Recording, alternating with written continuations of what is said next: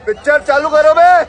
है मेरा झूठ का कारोबार, है मेरा झूठ का कारोबार, है मेरे कांधों पर सरकार, मैं फर्जी पत्रकार हूँ।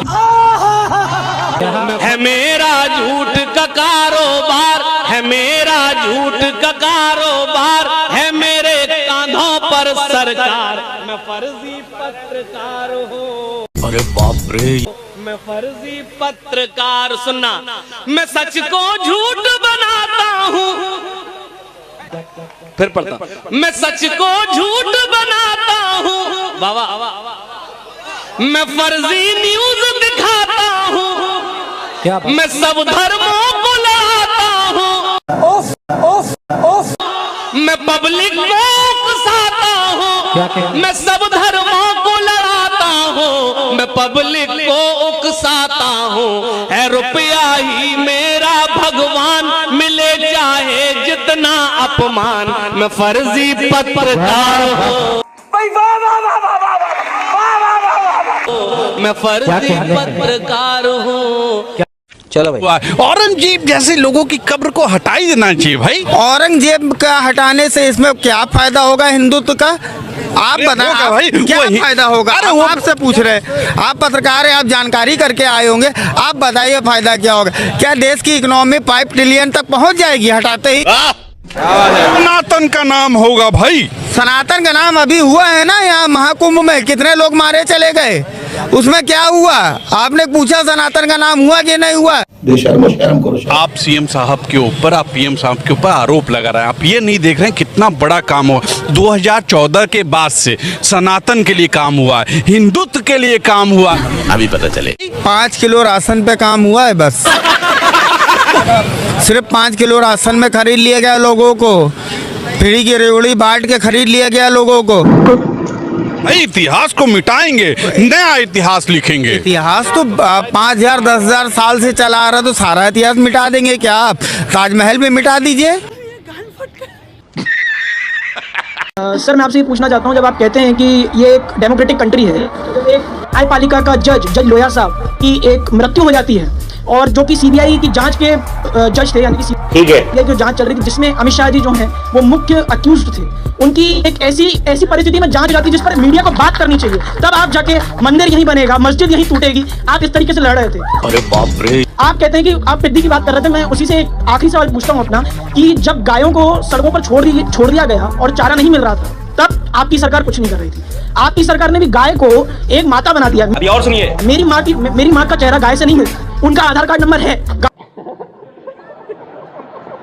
गाय का नहीं, लेकिन आप गलत करते हैं सर। आप इस बात का जवाब दीजिए कि एक डेमोक्रेटिक कंट्री में एक जज की, एक न्यायपालिका के मुख्य चीफ जस्टिस की मौत हो जाती है, और उसका बेटा और उनकी बीवी बोल नहीं पाते इस डर से कि कहीं हमारे साथ भी कुछ ना हो गया। तबरेज़ अंसारी को 2017 में 10-12 क्वेश्चन एक हो जाएगा, हवा निकल गई।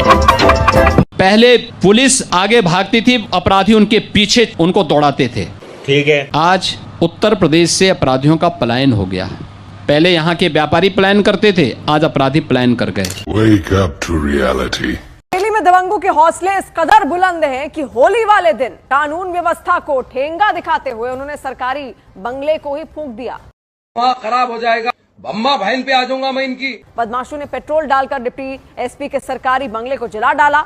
दरअसल बरेली के डिप्टी एसपी इलाके में कानून व्यवस्था का जायजा ले रहे थे, इसी दौरान बदमाशों ने उनके सरकारी बंगले में आग लगा दी। अगर आज हिंदू अपना त्योहार बना रहा है, बोल तो क्या मुसलमानों को नहीं चाहिए कि वो परिचय दे भाईचारे का? तो तेरे को हरामी समझता था, तो राम निकला रे। और सहिष्णु बने और कहे कि हाँ हिंदू अपनी होली बना ले, हम अपनी नमाज 2:30 बजे से पढ़ लेंगे, इसमें क्या गलत है बताइए? अभी मदद है भाई, अभी मदद है। इसे हम प्यार से समझा सकते थे, बात तो सही है। दोनों समुदायों की मीटिंग करके आसान रास्ता निकाल सकता था। सही पकड़े हैं। ये जो इतना बवाल और इतनी बयानबाजी और इतना तनाव हो रहा है, ये एक गैर जिम्मेदार सीओ के गलत बयानी की वजह से हो रहा है, जिसे बयान देने का कोई अधिकार नहीं है मीडिया में, लेकिन वो बयान देता है। और ज्यादा दुर्भाग्यजनक ये है कि फिर हमारे मुख्यमंत्री उसका समर्थन करते हैं। जनता माफ नहीं करेगी। उन्हें ये कहना चाहिए था कि अधिकारी इस तरह के भड़काऊ बयान न दें, लेकिन वो उसका समर्थन कर रहे हैं कि ये तो पहलवान है। पहलवान है तो इसे अखाड़े में रखिए, कुश्ती लड़वाइए। इतने जिम्मेदार पद पे आपने क्यों बैठा रखा है? देखिए ऐसा क्यों बोला है? अगर मुस्लिम लोग आया, ठीक है, बाहर निकला, अगर हिंदू तो देख के नहीं रंग लगाएगा, अब रंग लगा दिया उसने, ठीक, अब वो फिर पत्थरबाजी करेगा, दंगा करेगा, तो ये बर्दाश्त थोड़ा ना होगा। तेजस्वी लोग हैं हमारे पास। अगर इधर से अगर लगा दिया रंग तो उधर से वो आक्रोशित हो गए ही, ऐसे उसके बाद वो करेंगे ही, ये तो लाजमी है। मेरे को जानता नहीं है। और अभी तो रुको, क्लाइमैक्स अभी बाकी है तो वो पहलवानों की भाषा बोलेगा। पहलवानों की भाषा बोलना है तो वर्दी उतार कर, इस्तीफा देकर वर्दी टांग दे, फिर पहलवानी दिखा संभल के अंदर। इतना बड़ा पहलवान है, कैसे बयान दे रहा है? वर्दी पहनने का मतलब यह है आप संविधान की मर्यादा से बंध चुके हो। भाषा ये दर्शाती है कि उन्होंने ऐसे कितने अधिकारी पाल रखे हैं। हमारे यहाँ ऐसा ही होता है। ये 12 जिलों में नमाज का वक्त बदला गया। ये तो हम आपस में बैठकर सलाह मशवरा करके कि भाई आप अपनी नमाज थोड़ी सी इधर कर लो, हम होली का अपना मनाने का जो कार्यक्रम है वो उसको या तो जल्दी वाइंड अप करेंगे या इतने बजे तक वाइंड अप कर देंगे, ठीक है, आप उस जगह ना आओ। क्योंकि मुसलमानों में एक तबका है ऐसा जो रंग से जिसको दिक्कत होती है, वो कतई बर्दाश्त नहीं करते। बहुत सारे खुल्लम खुल्ला खेलते हैं, कईयों को दिक्कत होती है, और ये तो इंसानी फितरत है। कोई मांसाहारी है, कोई शाकाहारी है, किसी को किसी तरह के कपड़े अच्छे लगते हैं, किसी को दूसरे तरह के कपड़े अच्छे लगते हैं। संदीप, आप उसको मुसलमान से क्यों जोड़ के देख रहे हैं? हमारे बीच में ढेरों हिंदू है जिनको रंग से दिक्कत होती है। हमारे बहुत सारे दोस्त हैं जो घरों में छुपे रहते, नहीं रंग लगवाते, और अगर आप उनको लगा दीजिए तो वो गालियां बकते। तो इसको हिंदू मुसलमान के नक्शे से क्यों देखते भाई?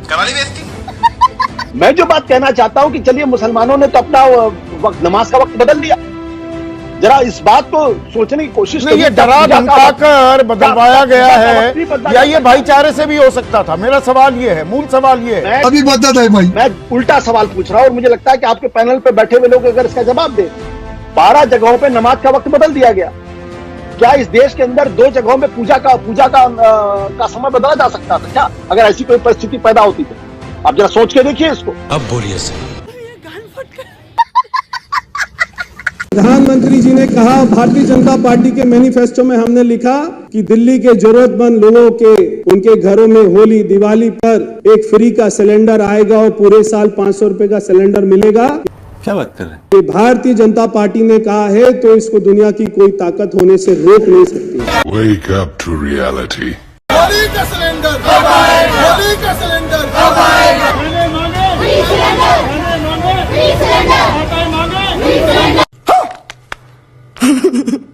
मिलेगा, कब मिलेगा, कब मिलेगा? फ्री सिलेंडर कब मिलेगा? होली का सिलेंडर कब आएगा? होली का सिलेंडर कब आएगा? घूम फिर करके फिर तनाव आ गया। बोल रहे थे कि बीजेपी ने क्या किया। हाँ, ये कर लो पहले। ठीक है, बीजेपी ने ये करा क्या कि मोदी के इतना अंदर कूदा था कि अंदर भी घुसा और मार के भी आया। तू भी यही है, हम भी यही हैं।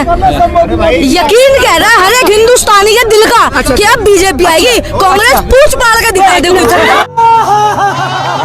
तुम क्यों खड़े हो यहाँ पर? तुम तो पूरे कट्टर बीजेपी में कभी नहीं जाते हो। अच्छा, अरे मैं तो नहीं डरता, मैं तो नहीं कहता, मैं तो हूँ कांग्रेसी। कांग्रेसी हो तुम, कांग्रेस को बर्बाद कर दिया। अरे मैं कांग्रेसी है, पहले हिंदुस्तानी हूँ। क्या बात है सर, क्या बात है सर? अभी कह रहा कांग्रेसी हूँ, तुम भी तो कह रहे हो। कहा तो तुमने मोदी भक्त हूँ। हाँ, ये मोदी भक्त, हिंदुस्तानी नहीं हो, हिंदुस्तानी नहीं हो। क्यों? पहले मोदी भक्त, पहले मोदी भक्त, बीजेपी हूँ। बात आप भाई यार कांग्रेस ने क्या किया है बता दे एक भी। जाना खाली करके कैसे किया ये शर्मा जी भी जानते हैं, देश भी जानता है, दिल्ली भी जानता है। जो हर विभाग को लूट के चला गया। क्या बोला तूने? चाहे जल बोर्ड हो, चाहे शिक्षा विभाग हो, चाहे क्या कहते हैं ये बिजली विभाग हो, जितने विभाग थे, अब चाहे शराब घोटाले हो, ये सारे लूट करके जो चला गया। केजरीवाल है कहाँ? हम भी ढूंढ रहे हैं। चलो भाई देखो अब मैं क्या करता हूँ। दोगली पार्टी की दोगली बातें। एक तरफ कहते खजाना खाली करके चला गया, दूसरी तरफ भी करेंगे 5100 करोड़ रुपए दे दिए। खजाना खाली तो था, 5100 करोड़ मामा के घर से लाए हो। 51,000 करोड़ अगर मोदी ने वादा करा है तो देंगे। वहीं से हिमाचल में कांग्रेस सरकार से पहले किसकी सरकार थी? अब सेम फॉर्मूला आपके ऊपर भी लागू होता है कि हिमाचल में आने से पहले, कांग्रेस सरकार आने से पहले बीजेपी की सरकार थी, वो लूट के चली गई। मामला होता है या नहीं होता? ये बात फिट होती है नहीं होती? 55 साल देश को लूटे। अब 55 साल देश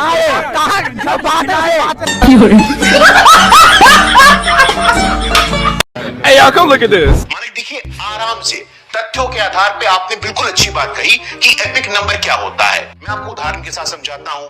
मैं बिहार में हूँ, आप दिल्ली में हैं। मेरे गाड़ी का नंबर और आपके गाड़ी का नंबर एक नहीं हो सकता है क्या? कौन है ये लोग? इसका मतलब हम एक ही हैं क्या? अरे एपिक नंबर को स्टेट गवर्नमेंट के द्वारा इशू किया जाता था और कभी कभी सेम रहता था। ये सब दोगलापन है। मैं तेरा दोगलापन उतारता हूँ। एपिक नंबर पर अभी जैसे चुनाव आयोग के प्रवक्ता ने कहा कि भाई एपिक नंबर जो है कोई फर्क नहीं पड़ता, और आपकी इस पे स्क्रीन पे चल रहा है कि बीजेपी ने आरोप लगाया कि 8,415 एक एपिक नंबर पर पश्चिम बंगाल में वोट डाले गए। हिपोक्रेसी की भी सीमा होती है। दूसरी बात माने जिसका आपने संकेत और इशारा किया था कि महाराष्ट्र के विधानसभा चुनाव में वोटरों की संख्या कैसे बढ़ जाती है, बिल्कुल तथ्यात्मक रूप से 2004 में भी महाराष्ट्र में लोकसभा और विधानसभा चुनाव में अंतर बहुत कम होता है। 2004 में विधानसभा लोकसभा चुनाव में 30 लाख का अंतर था, कांग्रेस पार्टी को कोई आपत्ति नहीं हुई। 2009 में फिर 30 लाख का अंतर था, कांग्रेस पार्टी को कोई आपत्ति नहीं हुई। 2014 में 27 लाख का अंतर था, कांग्रेस पार्टी को कोई आपत्ति नहीं हुई। 2024 में 39 लाख का अंतर आया तो कांग्रेस पार्टी को आपत्ति होती है। लगता है तुम गू खा के ही मानोगे। एक तरफ आप कहते हैं कि महाराष्ट्र में नंबर बढ़ा है वोटर्स का, वो सामान्य है। दूसरी तरफ आप शिकायत करते हैं कि पश्चिम बंगाल में 19 लाख वोटर बढ़ गए। शर्म करो, हाँ शर्म करो। लेकिन हम भाग्यशाली हैं कि 68 साल में पहली बार हमें एक बहुराष्ट्रीय प्रधानमंत्री मिले। मैं बार बार आपसे कहा कि भारतीय जनता पार्टी जब जब अपने नाकामी को छुपाना चाहती है तब तब वो मुसलमानों का चोला पहन लेती है। मगर क्यों? अभी पता चलेगा। असली बुर्का तो मुसलमानों वाली यही पहनते हैं, भाजपा वाले लोग। देखो सदन में जब देश में बड़ी चोरियां होगी तब कहीं न कहीं से किसी न किसी मुसलमान का बुर्का पहन करके ये सब धर्म युद्ध लड़ाना शुरू कर देंगे। अरे बाप रे।